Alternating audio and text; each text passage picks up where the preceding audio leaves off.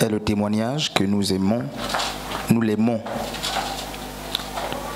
Et je voudrais introduire ces moments par ce texte. Parce que d'aucuns comme nous, comme les apôtres parmi nous, certainement se vantent de leurs œuvres pour dire qu'ils aiment Dieu. Mais en fait, Jésus a dit que l'amour que nous avons pour lui passe par la sauvegarde de ses commandements. Et je sais que lorsque l'annonce est passée, beaucoup sont restés inquiets. Il y a des questions qui sont posées. Qu'est-ce que nous allons faire? Pourquoi nous sommes convoqués? Non, c'est Dieu qui a voulu que vous soyez là, pas les autres. Ce n'est pas pour répondre à une question ou à un problème particulier, mais c'est pour un enseignement. C'est pour un enseignement déjà vu. Et j'ai voulu, selon l'orientation du Seigneur et mon appréciation tout de même, que ces intelligences que vous êtes, vous soyez là. Parce que je crois fermement que cet enseignement nous concerne tous. Et chacun pourra repartir dans sa maison et faire le résumé de ce qui sera dit. Dimanche, nous allons vérifier ce qui s'est passé. Et la semaine prochaine, nous irons baptiser les gens. C'est pourquoi j'ai dû convoquer le secrétariat, la coordination et d'autres responsables. Et parmi vous qui êtes là, il y a aussi des futurs baptisés. Donc nous parlons du baptême. Nous parlerons du baptême et ses contours. Le baptême et ses contours. Je vais peut-être prendre des questions à la fin, mais je vais aller très vite parce qu'il y a beaucoup de points à voir. Je prie que Dieu me fasse grâce de terminer dans moins d'une heure ou au trop en 1 heure de temps. Je sais que beaucoup ont déjà écouté cet enseignement, que ce soit ici ou ailleurs. Mais en fait, il faut rappeler de prime abord que le baptême fait partie aussi des commandements de Christ. Et nous le lisons dans Matthieu chapitre 28, le verset 19. Et si nous aimons Christ, nous devons nous faire aussi baptiser. Parce que le baptême est un des commandements de la personne de Christ. Nous répondrons à beaucoup de questions. D'abord à celle de savoir qu'est-ce que c'est le baptême, à quoi renvoie le baptême, comment est-ce qu'il faut baptiser, qui doit baptiser, qui est-ce qu'on doit baptiser, comment, quand est-ce qu'il faut baptiser. Il y a beaucoup de questions qui se posent. Baptiser. Ou le baptême, c'est quoi? Il n'y a pas de tableau, on va travailler comme cela. Alors, parce que c'est un enseignement déjà vu pour certains qui sont ici, parce que c'est un nouvel enseignement pour d'autres, je vais être très simple et très pratique. Ça va donc faire office de résumé pour certains et d'une nouvelle information pour d'autres. Le mot baptême donne, n'est-ce pas, 3 expressions en grec. Pourquoi je prends le grec? Parce que la Nouvelle Alliance, ce qu'on appelle le Nouveau Testament, a été écrit en grec. Et si nous voulons comprendre des mots ou les mots qui sont dans le Nouveau Testament, il nous faut naturellement aller fouiller aussi le grec, parce que c'est la langue qui a été utilisée à cette époque pour, n'est-ce pas, la rédaction du Nouveau Testament.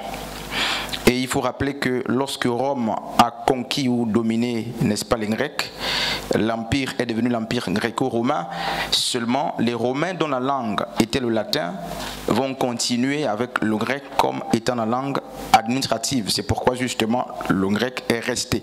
Alors, le grec définit le baptême comme étant baptizo, baptisement ou bateau. Ce sont là 3 grandes expressions qui sont utilisées en grec pour parler du baptême.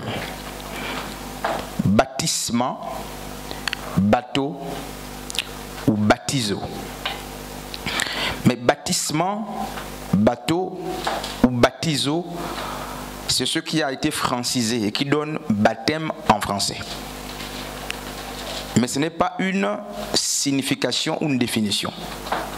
Donc, dire aux gens baptême, jusque-là, c'est la francisation du mot baptisement, bateau ou baptizo. Et jusque-là, nous n'avons pas la définition ou le sens, n'est-ce pas, de baptizo. Alors, il y a des définitions, justement, quand on prend baptizo, baptisement ou bateau, selon le grec ancien et les textes, justement, qui ont été utilisés pour rédiger, n'est-ce pas, le Nouveau Testament, donc au 1er siècle. Alors, ils ont dit que bateau, baptisement ou bateau, ou baptizo renvoie à quoi? 1.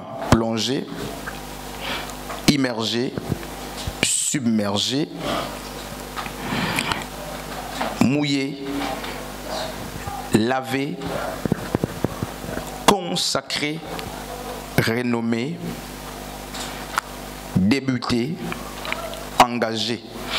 Il y a plusieurs expressions qui sont synonymes, n'est-ce pas, de baptisement, bateau ou, n'est-ce pas, baptizo. Et il y a un problème. Le problème, c'est que en 1881, il y a un problème qui se pose. Et le problème qui se pose, c'est qu'il y a eu deux grands théologiens, Hort et Westcott, qui vont se servir des textes perdus et qui vont vouloir, avec une volonté, n'est-ce pas, d'apostasie, ils vont s'en servir pour, Marie vient ici, et devant là, ils vont se servir donc des textes dits perdus pour faire quoi? Pour modifier le sens, n'est-ce pas, des Écritures, afin d'amener les gens dans la perdition. C'est pourquoi ces deux grands théologiens au 19e siècle, Hort et Westcott, vont, au lieu de définir bateau, baptisement et baptizo, comme c'est dit avec tout ce sens polygame ou pluriel, ils vont restreindre la définition à immersion ou plongée. Ils vont dire désormais, la définition de baptizo, c'est plonger, c'est immerger les gens. Et il y a plusieurs théologiens qui sont venus à partir du 19e siècle, comme les Ségon, les Darby et beaucoup d'autres, qui vont emboîter le pas et qui vont se servir des travaux de Hort et de Westcott, et qui vont continuer à cause de la polémique autour, n'est-ce pas, du sens sémantique du mot baptisé. Et qu'est-ce qu'ils vont faire? Parce que ces deux pionniers théologiens ont arrêté la définition à immerger et plonger. Ceux qui sont venus après ont aussi pris la même définition, et c'est ce qui a été mis dans les Bibles que nous utilisons pour la plupart du temps. Et pour beaucoup de chrétiens, lorsqu'on parle, n'est-ce pas, de baptême, ils ont à l'esprit plonger quelqu'un, immerger et faire tout ce qui va avec. Pourquoi? Parce que ces deux influenceurs théologiens ont restreint la définition à trois choses: immerger, plonger et ce qui va avec. Alors, il faut rappeler que lorsque Jean le Baptiste, dans Matthieu chapitre 3 et Jean chapitre 1er, était en train de baptiser, il n'avait pas la conception grecque du baptême, parce que Jean est juif, et donc lui, quand il baptise selon la compréhension juive du baptême. Quoique les textes sont ramenés en grec pour notre compréhension, mais l'exercice du baptême de Jean, ou du moins lorsque Jean baptise, il ne sait rien de baptizo. Jean baptise avec, n'est-ce pas, une conception du baptême selon les Hébreux ou les Juifs, parce que lui était juif et hébreu. Et il faut rappeler que, n'est-ce pas, les Hébreux et les Grecs n'ont pas la même connotation du baptême. Alors, pour les Grecs, on l'a vu. Alors, pour les Hébreux, qu'est-ce que la Bible dit? On va d'abord lire ce texte dans Matthieu chapitre 3, le verset 11. Donc, le grec nous dit baptiser, c'est baptisement, c'est bateau, c'est baptizo. Et il y a plusieurs expressions, on l'a vu. Mais qu'est-ce que l'Hébreu nous dit? On va d'abord lire Matthieu chapitre 3 à partir du verset 11. C'est Jean le Baptiste qui parle et il dit ceci: moi je vous baptise d'eau pour vous amener à la repentance, pas pour votre repentance. Il dit je vous baptise d'eau pour vous conduire à la repentance. Donc jusqu'ici, le baptême de Jean ne donne pas la repentance aux gens. Parce que d'autres versions, traductions diront je vous baptise d'eau en vue de la repentance. Et donc, il semble que le baptême de Jean était un chemin qui conduisait à une repentance à venir et qui ne se faisait justement qu'avec l'Esprit de Dieu. Mais on n'est pas encore sur ça. Je vous baptise d'eau pour vous amener à la repentance, mais celui qui vient après moi est plus puissant que moi et je ne suis pas digne de porter ses souliers. Lui, il vous baptisera du Saint-Esprit et de feu. Il y a donc que Jean, qui fait partie des derniers prophètes de l'Ancienne Alliance, prépare le sentier et il dit clairement qu'il y a deux baptêmes. Il dit qu'il y a, semble-t-il, deux baptêmes. Il dit un, c'est son baptême, l'autre, c'est le baptême de Yehoshua ben Elohim. Mais lui, il dit, son baptême est un baptême d'eau. Mais celui de Yeshua, donc de Christ, est un autre baptême. C'est un baptême aussi d'eau, mais un baptême d'une autre eau. Il dit, il vous baptise d'eau. Moi, je vous baptise d'eau. Et l'expression hébraïque employée, c'est, il dit, moi, je vous matbil. Vous verrez ça dans la Shem Tov. N'est-ce pas? La Shem Tov, c'est le livre de Matthieu écrit en hébreu. Donc, la version hébraïque du livre de Matthieu que nous avons, c'est la Shem Tov. Et il dit là-bas, je vous baptise, le mot employé c'est je vous matbil. Matbil, je vous matbil. Et lui, il vous yatbil. Voyez? Donc, le mot baptiser ou le verbe baptiser, qui est un verbe transitif, en hébreu, c'est itbil. Et Jean le Baptiste, en l'utilisant, il dit je vous matbil au présent et au futur, Jésus vous yatbil. Et yatbil, c'est quoi? Yatbil, c'est laver, c'est purifier le corps, c'est sceller, c'est tremper et c'est plonger partiellement quelqu'un dans l'eau. Donc, itbil, en hébreu, c'est baptiser, qui donne laver, purifier le corps, sceller, tremper ou plonger partiellement quelqu'un. Donc quand on prend déjà ces deux pôles de définition, on se rend compte qu'il y a une différence entre la compréhension grecque du baptême et la compréhension hébraïque du baptême. Pour les Hébreux, on plonge, mais on plonge partiellement. Pour les Grecs, on immerge totalement quelqu'un. Or, la Bible dit le salut vient des Juifs. Donc, ça veut dire que Jean qui a baptisé a naturellement utilisé le mot itbil parce que lui, il était juif. Donc, en première approximation, il appartient à l'Assemblée de retenir que si quelqu'un vous contraint de prendre un baptême par immersion, dites-lui que ce n'est pas dans la Bible. Dites-lui que ce n'est pas écrit et l'immersion n'est nullement écrite, n'est-ce pas, dans les Écritures. On va lire Éphésiens chapitre 4 à partir du verset 5. Je vais lire pour aller très vite. Il y a un seul Seigneur, une seule foi, un seul baptême. Le verset 6 dit, un seul Dieu et Père de tous, qui est au-dessus de tout, et parmi tous et en tout. Alors, l'apôtre Paul dit qu'il y a un seul baptême. Il s'agit de quel baptême? Il s'agit du baptême de l'esprit et non du baptême d'eau. Parce qu'en ce qui concerne le baptême d'eau, il y avait plusieurs types de baptêmes et on verra cela avec Exode chapitre 40 au moment convenable. Donc, L'apôtre Paul ne dit pas qu'il y a plusieurs baptêmes d'eau, mais il dit qu'il y a un seul baptême. Naturellement, il parle, n'est-ce pas, du baptême du Saint-Esprit, dont celui d'eau était une préfiguration ou un acte annonciateur. Hébreu nous fait comprendre quoi? Hébreu 10 nous dit la loi était l'ombre des choses à venir. Et en parlant du baptême de Jean, donc Jean-Baptiste était en train de dire que je suis en train d'accomplir une œuvre préfiguratoire qui annonce ou qui prépare les gens pour recevoir la vérité de ce que je suis en train de faire. En baptisant d'eau, Jean était en train de dire quoi? Que ce que je suis en train de faire n'est pas la vérité. Ce que je suis en train de faire est le symbole de ce qui viendra. Et lui, il utilisait quoi? Il utilisait l'eau. Comme Joël chapitre 2 aussi parle de l'eau. Zacharie chapitre 13 premier parle de l'eau. Ésaïe chapitre 5, n'est-ce pas, nous parle aussi de l'eau et on verra tout cela. Donc l'eau parle de l'Esprit de Dieu. Mais au temps de Jean, l'Esprit, semble-t-il, n'est pas répandu. Mais lui, il ne fait qu'accomplir un acte précurseur.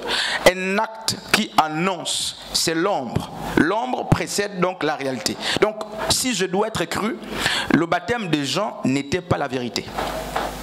Le baptême des gens était un symbole pour préparer les gens à recevoir la vérité du baptême, qui était donc le baptême de l'Esprit de Dieu, qui devait à cette époque, n'est-ce pas, au temps de Christ, être administré par la personne de Christ.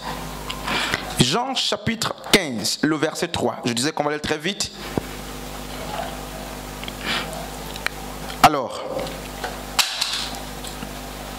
puisque il est dit que le baptême purifie, sanctifie, justifie, d'après 1 Corinthiens chapitre 6, à partir du verset 11, je voudrais poser la question de savoir, n'est-ce pas, comment ou qu'est-ce qui purifie lorsqu'on se baptise? Parce que 1 Corinthiens 6, 11, Paul dit quoi? Et c'est cela ce que vous étiez, quelques-uns de vous. Mais vous avez été lavés, vous avez été sanctifiés, vous avez été justifiés au nom du Seigneur Jésus-Christ et par l'Esprit de notre Dieu. Donc, qu'est-ce qui purifie? Jean chapitre 15, le verset 3 dit, déjà vous êtes purs à cause de la parole que je vous ai dite ou annoncée, d'après, n'est-ce pas, certaines versions. Éphésiens 5, 26 dit dans Louis II, afin de la sanctifier par la parole, après l'avoir purifiée par le baptême d'eau. Et la version Martin dit, afin qu'il la sanctifia après l'avoir nettoyée dans le baptême d'eau et par la parole. Darby dit ceci, afin qu'il la sanctifia en la purifiant par le lavage d'eau et, n'est-ce pas, par la parole de Dieu. Alors, à première vue, il semble que le baptême purifie les gens. Mais ici, l'apôtre Paul répond clairement que, mais en fait, ce qui sanctifie, c'est la parole de Dieu. Ce qui sanctifie, c'est l'eau. Mais c'est l'eau de la parole, qui n'a rien à voir avec l'eau littérale de Jean le Baptiste. On va lire un texte, Tite chapitre 3, le verset 5. Je vais lire. Il nous a sauvés non à cause des œuvres de justice que nous aurions faites, mais selon la miséricorde, par le baptême de la régénération et le renouvellement de l'intelligence. Lorsqu'on lit Tite chapitre 3, 5, il y a la conjonction de coordination et entre génération, entre la régénération et le renouvellement. Et on peut amener à croire qu'il s'agit de deux choses, n'est-ce pas, qui sauvent. On peut penser qu'il y a deux choses, mais en fait l'expression kai, K-A-I, donc le « et » qui est employé entre régénération et le renouvellement, est traduite aussi en grec par « c'est-à-dire ». Donc, en fait, si vous prenez ça pensant qu'il y a deux choses qui justifient, vous ferez mal. Donc, cette expression est mise pour dire « c'est-à-dire », donc pour expliquer, selon le Strong 25-32. Donc, qu'est-ce qui se passe? D'après Paul, il y a un baptême, Éphésiens chapitre 4, il y a un seul baptême dont l'objectif est de faire quoi? Le baptême de Paul, c'est le baptême de l'Esprit. Il dit, ce baptême a deux objectifs. Un, purifier, n'est-ce pas? Donc, il vient pour la purification du péché. Et le deuxième objectif, c'est de nous unir avec la personne du Saint-Esprit. Amen. Donc, on on a compris que le baptême d'eau était le symbole du Saint-Esprit dans la vie du croyant qui, n'est-ce pas, donnait sa vie au Seigneur. Et malheureusement, l'eau ne purifiait pas les gens. Actes chapitre 19, je vais lire un texte, on va comprendre. À partir du verset 1er. Pendant qu'Apollos était à Corinthe, Paul, après avoir parcouru les hautes provinces de l'Asie, arriva à Éphèse. Ayant rencontré quelques disciples, il leur dit: avez-vous reçu le Saint-Esprit quand vous avez cru? Ils lui répondirent: non. Nous n'avons pas même entendu dire qu'il y avait un esprit, un Saint-Esprit. Il dit: de quel baptême avez-vous donc été baptisés? Et ils répondirent: du baptême de Jean. Donc le baptême de Jean ne donnait pas l'esprit aux gens. C'est aussi comme aujourd'hui, nous administrons pour la plupart du temps le baptême de Jean. Mais le baptême de Jean ne donne pas l'esprit aux gens. Et qu'est-ce qui se passe quand vous continuez la lecture de Actes chapitre 19? On nous fait comprendre que Paul a encore baptisé les gens. Mais il n'y a pas l'eau là-bas, on ne montre pas l'eau, on ne spécifie pas que Paul les a conduits à nouveau dans l'eau, on ne sait pas ce qui s'est passé. Mais Paul a rebaptisé ceux que Jean avait baptisés pour qu'ils reçoivent, n'est-ce pas, le Saint-Esprit. 1 Pierre chapitre 3, le verset 21. Cette eau était une figure du baptême qui n'est pas la purification des souillures du corps. Pierre parle de l'eau du déluge du temps de Noé. Il dit: l'eau en question ne purifiait pas le corps, mais c'était une préfiguration. Voyez, donc il dit ce que le baptême est et ce que le baptême n'est pas. Il dit: cette eau n'était pas, n'est-ce pas, la purification des souillures du corps, mais l'engagement. Et dans les définitions justement de baptiso, nous avons compris que le baptême c'est aussi s'engager. Il dit: cette eau c'est l'engagement d'une bonne conscience envers Dieu. Le mot engagement c'est le pacte. L'engagement, c'est une alliance. L'engagement, c'est une promesse. Et en ce qui concerne le baptême d'eau était un engagement public. Donc, c'était une décision solennelle, prise non pas en secret, mais c'était public. Donc, les esprits des eaux, les esprits terriens, les esprits célestes, tout le conseil de Dieu était témoin de notre engagement. Et on dit l'engagement d'une bonne conscience. Et l'expression bonne conscience traduit deux choses. D'abord, ce que vous êtes en âge de décision. 1. 2. Vous êtes conscient de votre état de péché. C'est cela justement l'engagement de la bonne conscience. La bonne conscience ne veut pas dire que vous êtes forcément grand, mais il faut des consciences qui soient, n'est-ce pas, convaincues de leur état de péché. Ce sont ces consciences qui prennent l'engagement de venir faire une alliance avec, n'est-ce pas, la personne de Dieu. Et lorsque Jean-Baptiste était en train de faire son travail, j'ai même envie de nous poser cette question. Beaucoup des pharisiens, des sadducéens, des scribes sont venus vers lui pour lui poser une question. Qui es-tu? Es-tu le prophète? Es-tu Élie? Ou es-tu le Messie pour baptiser?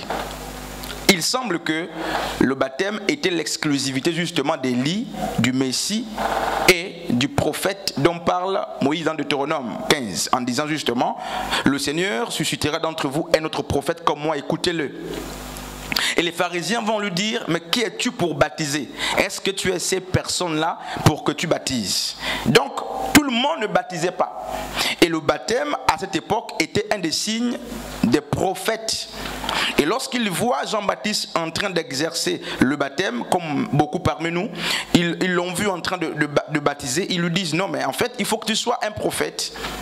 Il faut que tu sois soit Élie, soit Jésus, mais soit le prophète dont parlait Moïse pour baptiser. Et Jean va leur dire clairement qu'il n'était pas l'Élie en question. Mais en réalité, Jésus nous fait comprendre que Jean-Baptiste avait l'esprit d'Élie. C'est le dernier Élie dont la mission était de restaurer. N'oublions pas, en termes de parenthèse, que Jean le Baptiste est venu pour apprêter le sentier, n'est-ce pas, restaurer l'État d'Israël en vue de recevoir le Messie qui devait venir. Amen. Alors, le baptême de Jean, qu'est-ce qu'on comprend? On va très vite.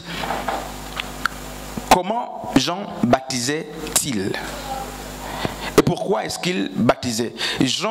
Matthieu chapitre 3, Jean chapitre 1er, nous font comprendre que Jean baptisait en vue, n'est-ce pas, de la repentance. Mais Jésus vient au baptême de Jean, mais la Bible nous fait comprendre que Jésus n'a jamais péché, mais il prend quand même un baptême de la repentance ou de repentance. Et là, on comprend que le baptême porte, n'est-ce pas, une autre définition pour la personne de Christ et non pour ceux qui venaient avant lui. Parce que la définition du baptême varie en fonction du contexte. Donc Jésus venait ici pour la consécration et non pour un baptême en vue de la rémission des péchés. Parce que Jésus devait commencer le ministère et il lui fallait être présenté publiquement. Il lui fallait être présenté au peuple, il lui fallait être oint. C'est pourquoi lorsqu'il vient, Jean refuse de donner le baptême à Jésus, parce que pour lui, le baptême qu'il donne, c'est quoi? Le baptême qu'il donne, c'est un baptême de repentance, n'est-ce pas?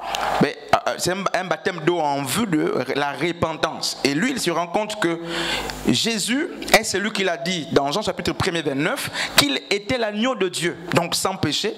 Il était inadmissible pour Jean, n'est-ce pas, de baptiser quelqu'un qui n'avait pas péché. Et Jésus va donc dire, laisse s'accomplir, n'est-ce pas, ce qui est écrit à mon sujet. Alors, immersion ou non immersion? Immersion ou pas d'immersion? C'est une des questions aussi qu'il nous faut poser. Mais je vais lire un texte avec nous, 2 ou 3 d'abord. Zacharie chapitre 13, le verset 1er. Je vais lire dans la version Louis II. En ce jour-là, une source sera ouverte pour la maison de David et les habitants de Jérusalem pour le péché et pour l'impureté. Retenez l'expression, une source sera ouverte. Nous sommes dans Ézéchiel 36, le verset 25 à 32. Mais je vais juste lire le verset 25. Je répandrai sur vous une eau pure. Zacharie 13 disait, à partir du verset 1er, une source sera ouverte, afin que l'eau tombe sur les gens. Et Ézéchiel dit, je répandrai sur vous une eau pure et vous serez purifiés. Je vous purifierai de toutes vos souillures et de toutes vos idoles. Ésaïe 52, à partir du verset 15. De même, il purifiera, n'est-ce pas, il vous purifiera par l'aspersion. Beaucoup de nations devant lui, des rois fermeront la bouche, car ils verront ce qui ne leur avait pas été raconté. Ils comprendront ce qu'ils n'avaient pas entendu. Ces 3 passages, lorsqu'ils font le condensé, nous font comprendre qu'on ne met pas les gens dans l'esprit, mais l'esprit était mis sur les gens. Quand on prend ouvrir une source pour que les gens soient en bas, quand on dit répandre, c'est verser sur les gens. Et quand on parle de l'aspersion, c'est aussi verser, n'est-ce pas, sur les gens. Et il semble que les baptêmes bibliques n'étaient pas des baptêmes faits par immersion, mais nous rejoignons facilement la version catholique des faits. Les catholiques qui font l'aspersion sont même dans le contexte biblique des Écritures. Ils ont un baptême littéralement, n'est-ce pas, qui est collé aux Écritures. Exode chapitre 40 à partir du verset 30 à 32. Je vais lire juste les 3 versets et on va comprendre quelque chose. Il plaça la cuve entre la tente d'assignation et l'autel et il y mit de l'eau pour les ablutions, donc des lavages. Or, l'expression ablution nous parle des baptêmes. Le lavement de pieds, le lavement de mains, c'est des baptêmes. Et entre justement la tente d'assignation, le temple, et l'autel justement des holocaustes, mais il y avait une rivière, pas une rivière, mais en fait une bassine, une cuve de rein, dans laquelle il y avait de l'eau. Et les gens passaient à chaque fois, avant d'aller plus loin dans le temple de Dieu, il fallait se faire baptiser. Or, ce baptême, c'était le lavement des pieds, c'est même précisé, le lavement de mains, et on peut le voir au verset 31. Moïse et Aaron et ses fils s'ils lavèrent les mains et les pieds.